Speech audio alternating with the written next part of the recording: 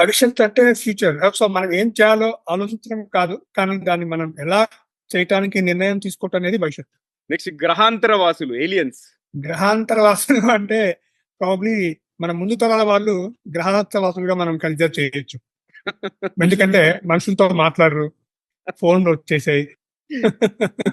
Yeah okay. Next విజయం, success. Success అనేది మనం చేరుకునే మనం చేసే కృషి మనకు వచ్చిన నిలకడ, పేషెన్సీ ఇవన్నిటితో వచ్చేది సక్సెస్. దాన్ని మనం ఫ్యూచర్ లో maybe it will be never define. So it needs to be continue. మనం ఎప్పుడు అది కృషి చేస్తానే ఉండాలి. ఓకే. నెక్స్ట్ పుస్తకం, బుక్. బుక్ అనేది యాక్చువల్ గా మనం ఏనాడు కూడా పెద్దగా పుస్తకాలు బట్టి చదివిన పాపాన్ని పోలేదు కాబట్టి బుక్ అనేది ఇట్స్ లైక్ దాన్ని మనం చాలా పవిత్రంగా ఆలోచించి దాన్ని పవిత్రంగా దాచి పెట్టుకొని చదివే టైప్ ఆఫ్ ఒక భగవద్గీత లాంటిది any book. Nice perspective. Next leader.